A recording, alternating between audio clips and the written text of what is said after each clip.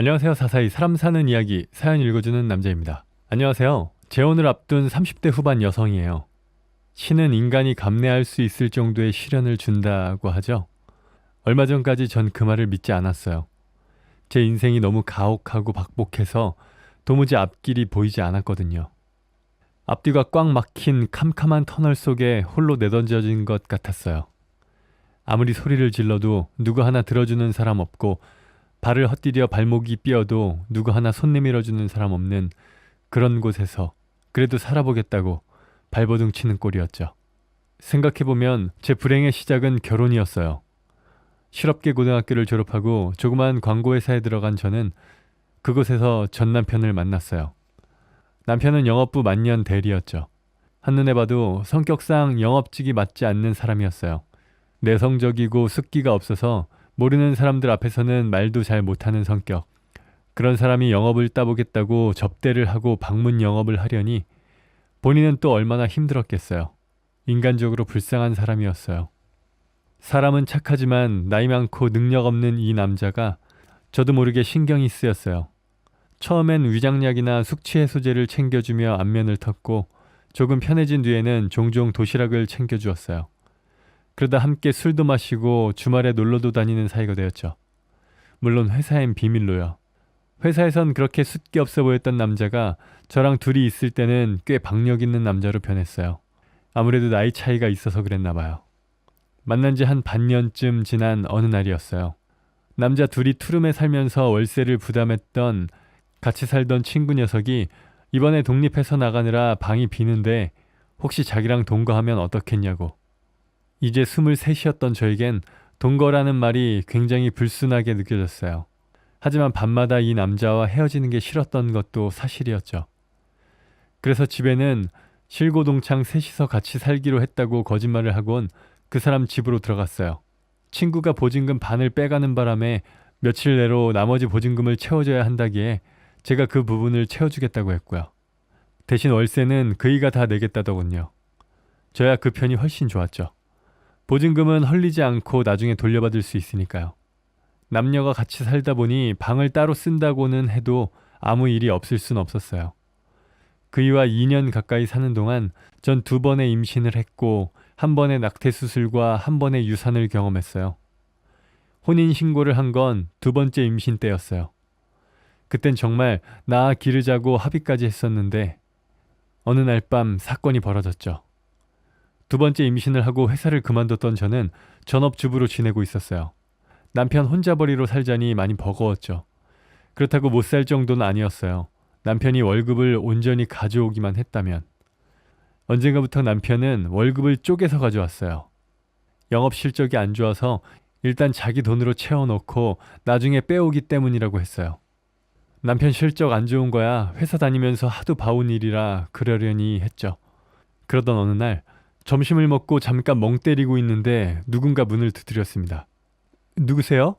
아, 있었네. 마침. 세댁, 나 주인집인데 잠깐 얘기 좀 할 수 있을까?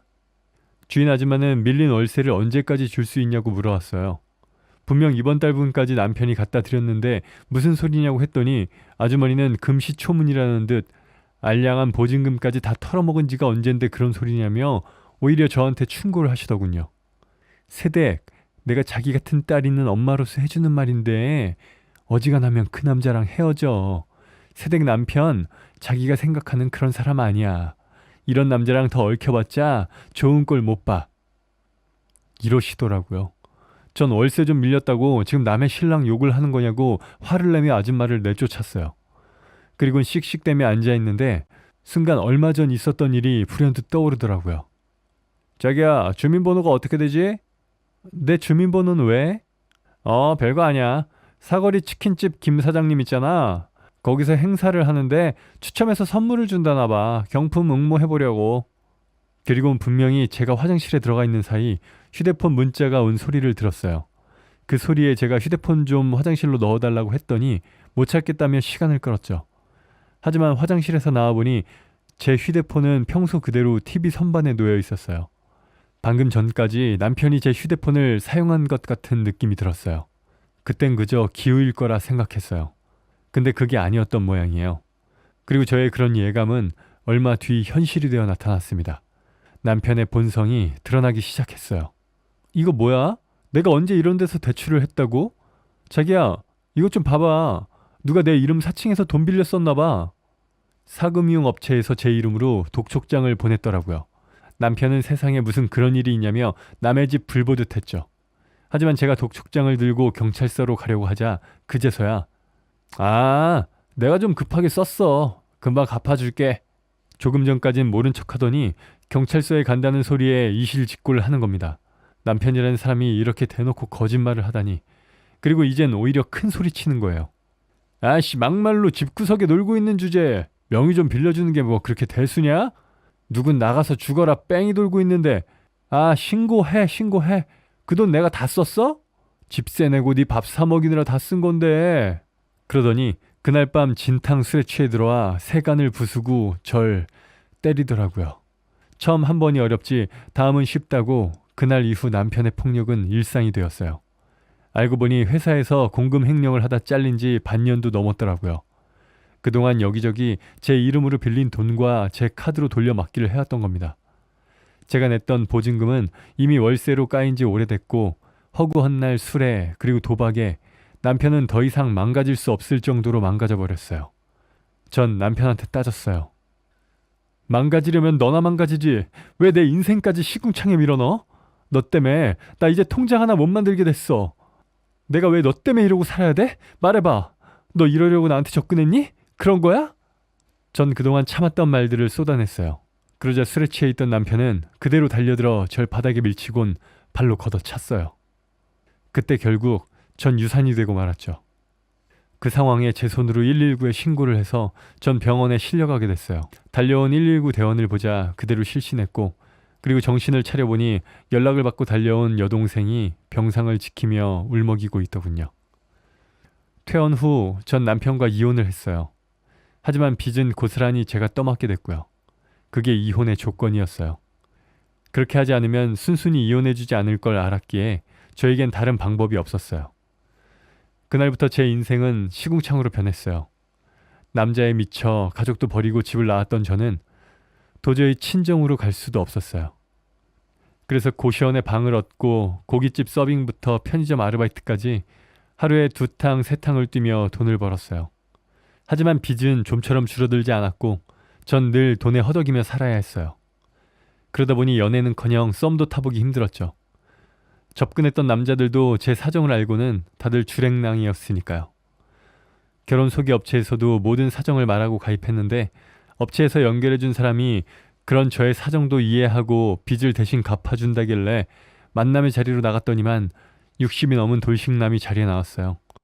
나이는 보지 말고 사람을 보라던 업체의 말을 믿었지만 마치 돈에 팔려가는 기분이었어요.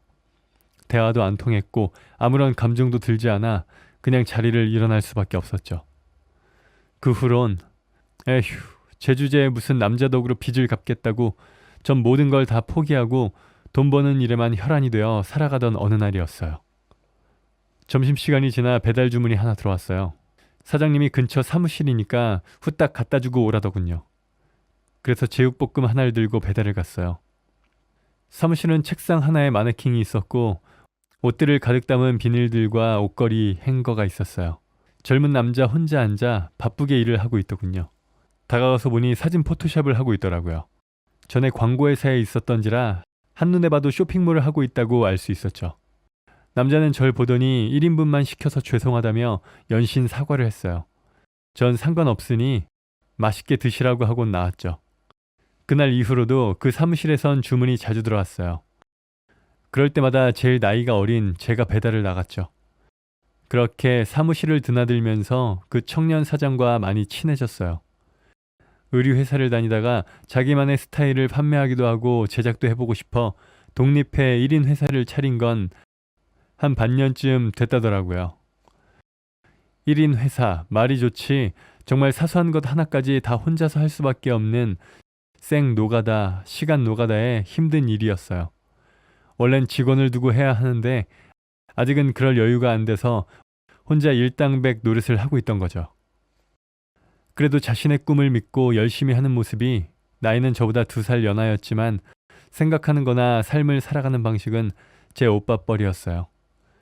그 뒤로도 매일 점심시간, 그리고 가끔 저녁까지도 하루에 한두 번씩 매일매일 얼굴 보며 옷에 대해 자주 이야기를 하면서 조금씩 그 사람과 친해질 수 있었어요. 이혼 후 혼자 살면서 돈 벌면서 빚 갚는 데만 신경을 쓰던 저는 이성인 누군가와 이렇게 편하게 대화를 나눌 시간조차 없었기에 그렇게 서서히 전 이 남자한테 마음을 열기 시작했어요. 착하고 성실한 그 모습이 왠지 제 인생에 비춰주는 한 줄기 빛 같았거든요. 그냥 옆에서 보고만 있어도 저까지 힘이 나는 그런 사람이었어요.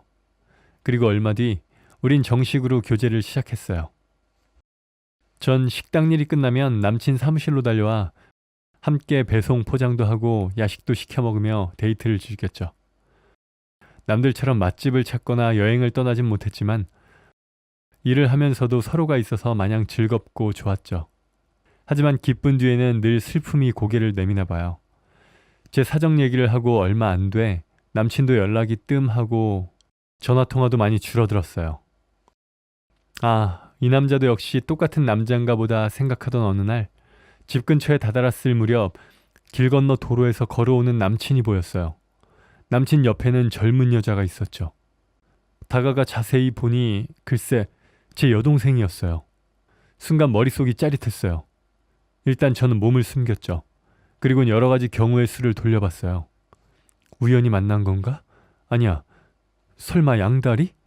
순진한 내 동생까지 건드리겠다. 이런 속셈인 거야? 그런 거야? 오랫동안 집에 연락 않고 살던 저를 한 달에 한두 번 여동생이 찾아왔었고 남친과도 함께 식사를 한두 번 한 적이 있었는데 그렇다고 이렇게 따로 만날 사이는 아닌데 머릿속은 온통 나쁜 시나리오들로 가득했어요. 그러는 사이 남친과 내 여동생은 어느새 제 시야에서 사라지고 없었죠. 다음 날 전 남친에게 전화를 걸어 좀 만나자고 했어요.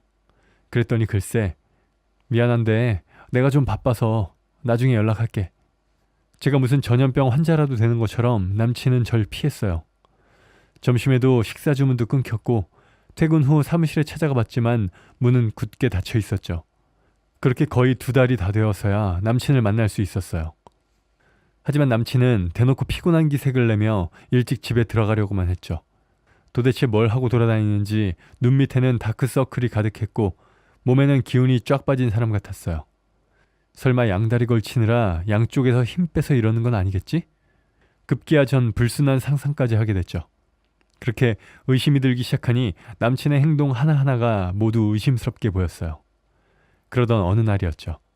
그날은 제가 근처 마트에 심부름을 갔을 때 홀 이모가 남친 사무실로 배달을 갔더라고요. 제육볶음 하나에 된장찌개 하나? 2인분이나 시켰다고? 혼자 있는 사무실에서? 그런데 옆 건물 총각 여자 생겼나 봐. 배달 가보니까 사무실에 곱상하고 예쁜 아가씨가 하나 와 있더라고. 오빠 오빠 그러면서. 역시나 그랬어요. 남친도 남자는 남자였던 거죠.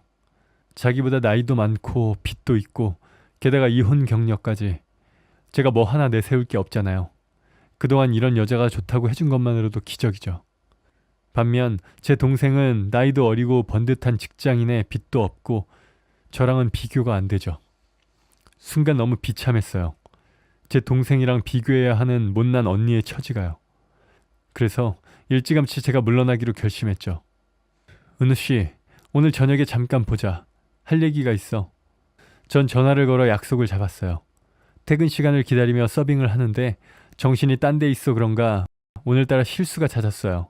테이블을 치우다가 쟁반째 떨어뜨리지를 않나, 양파 손질을 하다 손을 베지를 않나, 불판 갈다가 손등을 데이기도 하고.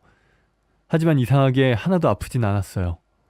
그 정도 상처에 고통을 느낄 정신이 아니었거든요. 드디어 일이 끝나고 전화를 했더니 남친 사무실로 오라는 거예요. 어떤 말을 어떻게 해야 할지 생각이 복잡한 상태로 계단을 올라가 사무실 문을 열었는데 팡! 촛불이 밝혀진 사무실 안에서 폭죽이 터졌어요. 그리곤 깔끔한 양복 차림의 남친이 제 앞으로 걸어오는 거예요. 이게 다 무슨 일이야? 전 어안이 벙벙해서 그저 눈만 꿈뻑이며 남친을 바라봤어요. 그랬더니 남친은 링반지가 된 반지 케이스를 펼치곤 나랑 결혼하자. 이게 도대체 어떻게 된 거죠? 시간을 거슬러 올라가 제가 남친에게 제 사정을 말하던 그날, 남친은 제 사정 얘기를 듣곤 먼저 빚을 정리해줘야겠다 생각했대요. 그래서 그날부터 사무실 일을 일찍 끝내고 밤에 대리운전도 나가고 주말엔 예식장 웨딩 촬영도 다니고 전에 일하던 회사의 프로젝트도 맡아서 주말 늦은 밤까지 일을 했다고 해요. 그러니 절 만날 시간도 없고 만난다 해도 피곤에 쩔어있던 상태였던 거죠. 그리고 결정적으로 제 여동생을 만난 이유는 여동생에게 제 사정을 전해 듣기 위해서였대요. 본인한테 직접 들으면 그 얘기를 꺼내는 순간 제가 잊고 싶던 과거와 마주하게 되니까 그러고 싶지 않았다고요. 다행히 신용등급이 좋았던 남친은 그동안 벌어놓은 돈으로 일부 빚을 상환하고 남은 금액은 1금융 대출을 통해 그리 비싸지 않은 이자로 대출을 받을 수 있어서 제 빚을 정리해 주었습니다. 그리고 최근에 제가 이상한 방향으로 오해가 쌓아가는 것 같아 오늘 드디어 이렇게 저에게 프로포즈를 해야겠다 생각했고요. 아, 이 남자 정말 제가 가져도 되는 사람일까요? 전 선뜻 반지를 집을 수 없었어요. 나 같은 여자가 이런 남자를 어떻게... 그저 하염없이 눈물만 흘렸죠. 그러자 남친은 반지를 꺼내 제 손가락에 끼워주었어요. 이제 당신은 꽃길만 걸어요. 내가 항상 옆에 있어줄게. 전 남친 품에 왈칵 달려들었어요. 그리곤 엉엉 소리를 내며 울었죠. 이혼 후 지금까지의 설움이 한순간에 터져나왔어요. 얼마 뒤 우린 조그마한 옥탑방에서 신혼생활을 시작했어요. 물론 그 사이 시댁 어른들의 결혼 반대도 있었고 이런저런 일들이 많았지만 결국 우린 결혼에 성공했죠. 아직은 혼인신고만 한 상태고 결혼식은 못 올리긴 했지만 이것도 은우 씨가 결혼식 할 돈을 더 아끼고 모으자고 먼저 이야기해 주었어요. 저희는 오늘도 열심히 콩을 볶고 있어요. 그런 의미에서 전 지금 수렁 속에서 절 건져준 사랑스런 제 남편을 위한 영양 만점 러브 도시락을 싸고 있어요. 체력이 국력이라고 제 남편 건강은 제가 지키려고요. 지금까지 제 사연 들어주셔서 감사합니다.